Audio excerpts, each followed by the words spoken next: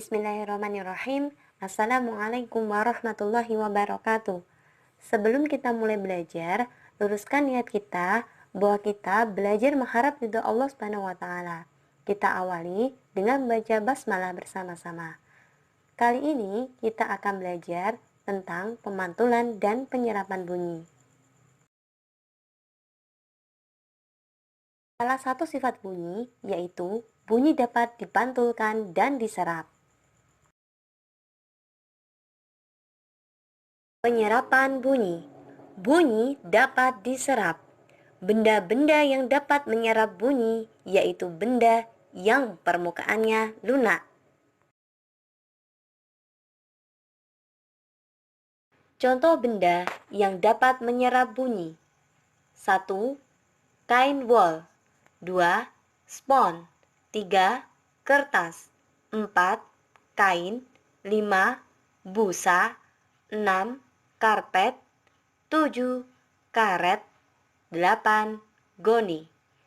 Benda-benda tersebut biasanya dipasang di dinding dan di langit-langit gedung pertemuan, studio rekaman, dan gedung bioskop dilapisi dengan bahan-bahan tersebut supaya tidak terjadi gaung atau kerdam.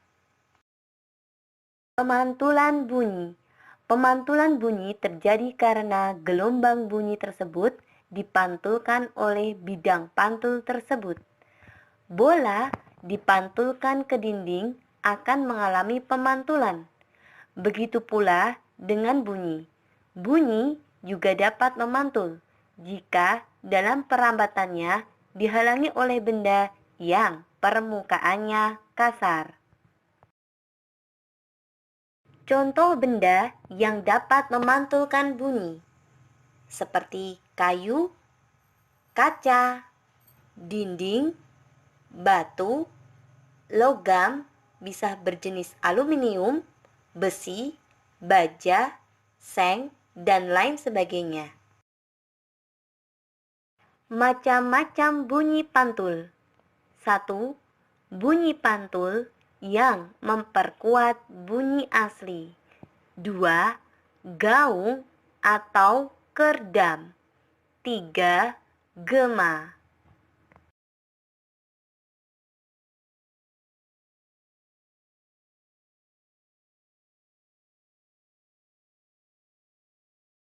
Macam bunyi pantul yang pertama adalah bunyi pantul yang memperkuat bunyi asli. Bunyi pantul yang hampir bersamaan dengan bunyi asli sehingga bunyi asli menjadi lebih keras. Hal ini terjadi jika jarak dinding terhadap sumber bunyi kurang dari 10 meter. Contohnya, 1. Suara di kamar mandi terdengar lebih keras. 2. Bunyi kereta api lebih keras ketika melewati terowongan. Macam bunyi pantul yang kedua adalah gaung atau kerdam. Gaung atau kerdam adalah bunyi yang dipantulkan oleh dinding yang jaraknya tidak jauh dari sumber bunyi sekitar 10 sampai dengan 25 meter. Bunyi ini sebagian datangnya bersamaan dengan bunyi asli, sehingga bunyi asli menjadi tidak jelas atau mengganggu bunyi asli. Gaung atau kerdam biasanya terjadi di gedung pertunjukan, bioskop, gedung pertemuan, studio radio, dan lain sebagainya.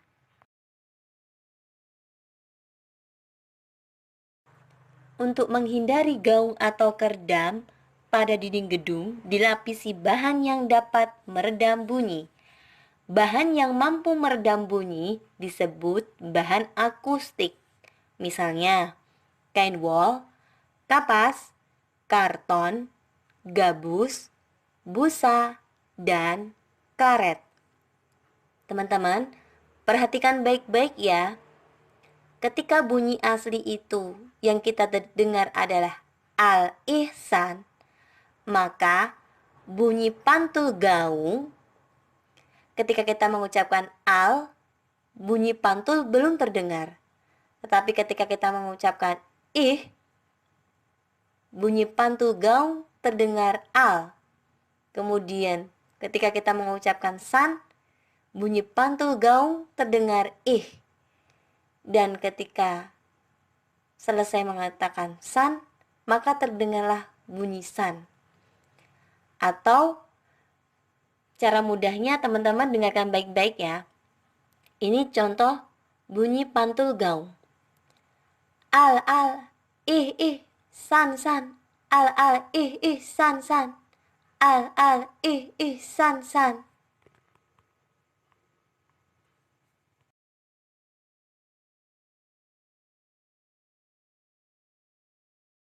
Macam bunyi pantul yang ketiga adalah gema. Gema terjadi ketika bunyi dapat terdengar dengan jelas seperti bunyi aslinya. Karena antara bunyi pantul dengan bunyi asli tidak saling mengganggu. Jarak dinding pemantul dengan sumber bunyi sangat jauh. Waktu yang digunakan untuk memantul juga lama. Ketika bunyi asli sudah selesai diucapkan, bunyi pantul masih dalam perjalanan. Akibatnya, bunyi pantul yang terdengar lebih jelas setelah bunyi asli atau disebut gema. Gema dapat terdengar di lereng-lereng gunung, gua-gua, lembah-lembah yang jaraknya jauh serta permukaannya keras dan rapat. Gema dimanfaatkan untuk mengukur kedalaman jurang, kedalaman gua, ataupun kedalaman laut. Perhatikan baik-baik. Ketika bunyi asli itu terdengar al-ihsan, maka bunyi pantul gema terdengar setelah bunyi asli selesai. Teman-teman perhatikan baik-baik ya.